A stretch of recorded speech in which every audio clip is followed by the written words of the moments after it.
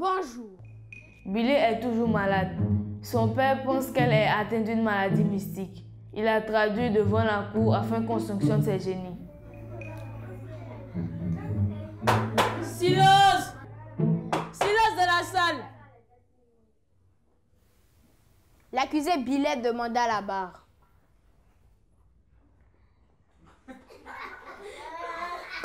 Silence!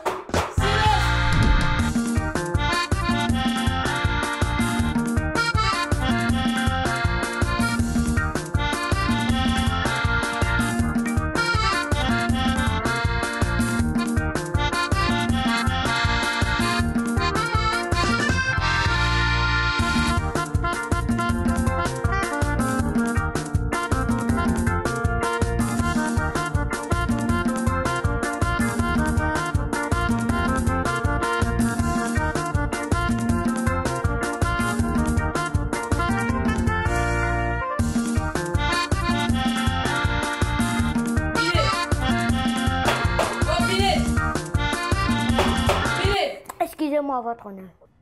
Méfiez-vous. Billet, qu'avez-vous? Votre honneur, le fruit monte sur moi. Ah, vous avez l'air appétissante. Je ne sais pas, je ne me suis jamais mangé moi. J'imagine. Laissez les fourmis s'en charger. Silence! Pour une fois que j'essayais de détendre l'atmosphère. Bien, assez rigolé. Mademoiselle n'apprécie point mon humour. Maître Indri, l'accusé est à vous. Merci, votre honneur.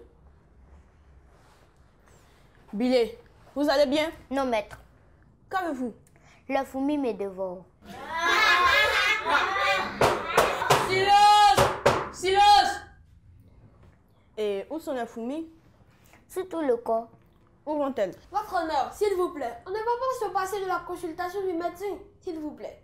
J'allais justement en venir. Maître, aboutissez. Bien noté. Billet, que vous reproche votre père? Papa dit que j'ai des génies. Des génies? Expliquez-nous.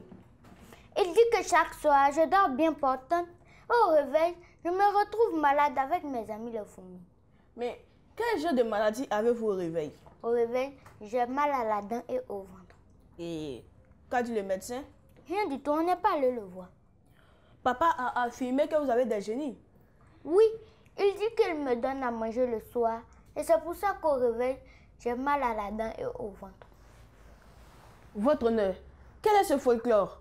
Un père qui s'improvise médecin et qui donne des diagnostics aussi drôles qu'une souris qui poursuit un chat. Non mais où allons-nous? Votre honneur, ce sera tout. Merci, maître. Maître Dago, l'accusé est à vous. Merci, votre honneur. Billet, vous affirmez que votre père dit que vous êtes atteint d'une maladie mystique. Oui, Et vous, qu'en pensez-vous? je ne me suis pas encore examinée. Ça tombe bien, moi non plus. Nous allons le faire ensemble. Qu'avez-vous mangé hier soir? Du riz, Et au coucher? c'est bien ce que j'ai dit. J'ai mangé du riz avec de la sauce. N'avez-vous pas mangé des friandises? Qui a dit ça, maître? Non! On ne répond pas une question, pas une autre. Alors, je vous écoute. De réciter ou de chanter? Silence! Silence! Mais de quoi parlez-vous?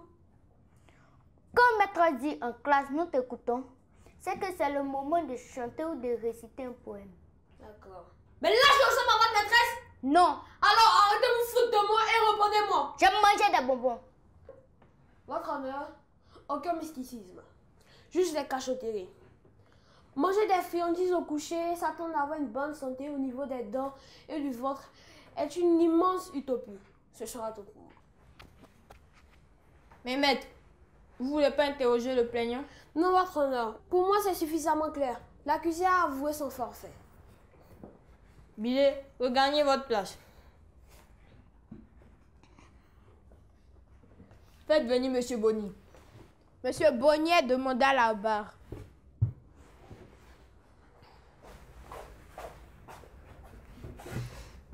Maître, avez-vous des questions pour le plaignant? Votre honneur, si Maître Dago n'a pas de questions, moi, je n'ai plus le plaignant. Allez-y. Votre honneur, s'il vous plaît, on ne va pas perdre du temps inutilement.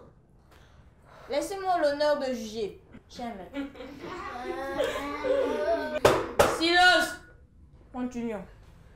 Monsieur, votre fille a affirmé ici même qu'elle mange les bonbons le soir. À quoi cela est dû? Sincèrement, je ne sais pas ce qui la pousse à manger des bonbons le soir.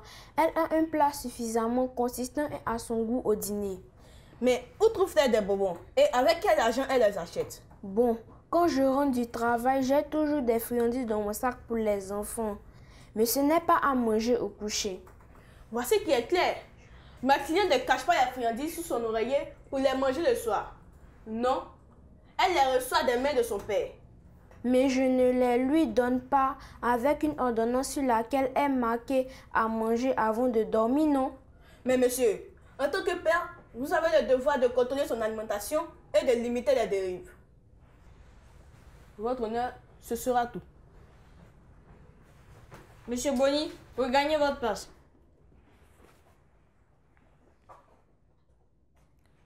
Bien. Je pense vous avoir bien écouté. La séance est suspendue. Nous reviendrons dans peu de temps pour donner le verdict.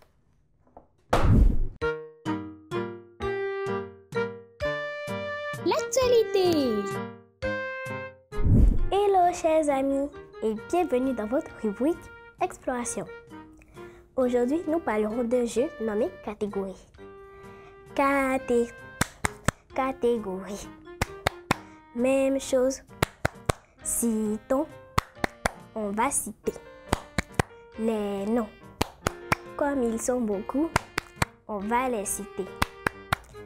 Comme son nom l'indique, le jeu Catégorie, ainsi nommé par les enfants ivoiriens, est un jeu qui permet de catégoriser des choses, des objets, des noms, des titres, et ce selon les genres.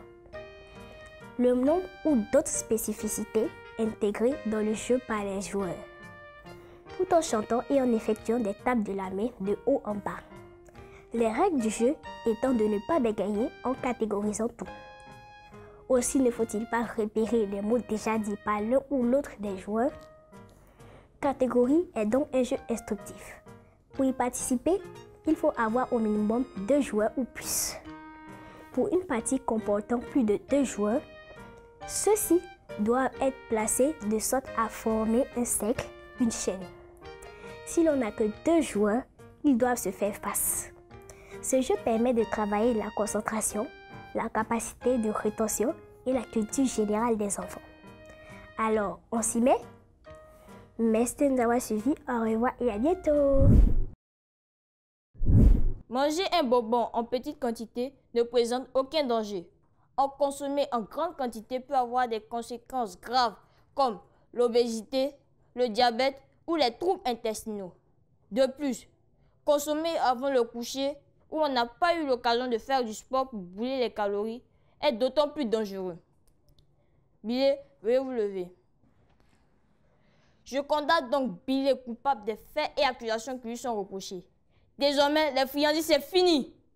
Veuillez vous asseoir. Avant de conclure, permettez au juré de s'adresser à vous. Les astuces. Coucou les amis. J'espère que contrairement à Billet, vous ne mangez pas les friandises au coucher. En pleine nuit, il est recommandé de ne pas manger, mais de boire. Évidemment, pas de soda ou de café. Il faut préférer les tisanes. Le mieux est un verre d'eau à boire lentement. Si vraiment la faim est trop intense, mieux vaut opter pour un sorbet ou un fruit. Le mot du pédagogue. Salut les enfants! Aujourd'hui, nous allons voir pourquoi il ne faut pas trop manger de friandises, surtout au coucher. Les friandises sont des aliments généralement sucrés, qui lorsqu'on en abuse provoquent des maladies telles que les maux de ventre et les maux de dents. Les manger en étant sucrés peut attirer les fourmis sur votre couchette et sur vous, si des miettes venaient à tomber sur votre lit et sur vos couvertures. Chers enfants, ne faites pas comme Billy qui chaque fois au coucher attire sur elle des fourmis à cause des friandises qu'elle laisse tomber sur sa couchette. Chers parents, avant de tirer des conclusions lorsque vos enfants sont malades ou présentent certains symptômes anormaux, il faut toujours avoir recours à un professionnel de la santé, à savoir un médecin, pour qu'il puisse examiner votre enfant afin qu'il fasse un bon diagnostic concernant sa santé. Cela vous éviterait de rester dans des superstitions. Chers enfants, les friandises sont bonnes, mais il ne faut pas en abuser pour être en bonne santé et éviter d'être pris d'assaut par les fourmis. Alors les enfants, pour ne pas avoir mal au ventre ni mal aux dents, consommez les friandises avec modération. On se dit à la prochaine. Éducation civique et morale. J'élabore un projet. Qu'est-ce qu'un projet? Un projet est l'ensemble d'actions, d'opérations ou de travaux que l'on doit accomplir pour un objectif recherché. Lorsqu'on élabore un projet avant d'entreprendre une activité, cela permet de savoir si on dispose de moyens suffisants avant d'entreprendre l'activité, de réduire les risques d'échec par une bonne organisation, d'anticiper les difficultés qui peuvent empêcher ou retarder la réalisation du projet avant de les corriger, de bien gérer les moyens dont on dispose pour réussir le projet. L'élaboration d'un projet. Définir les objectifs. Déterminer le public cible, la clientèle. Identifier toutes les activités à mener avant de commencer l'activité principale. Déterminer le site du projet. Estimer la durée du projet. Réfléchir à l'organisation à mettre en place. Estimer le coût du projet et comment trouver les fonds nécessaires à sa réalisation. Pour éviter d'échouer et de perdre mon investissement, je m'engage à élaborer un projet chaque fois que je souhaiterais entreprendre une activité productive. J'espère que vous avez bien noté nos conseils. Tâchez de bien vous comporter, sinon vous serez convoqué au banc des accusés de cette cour qui est loin d'être une cour de récré. La séance est levée.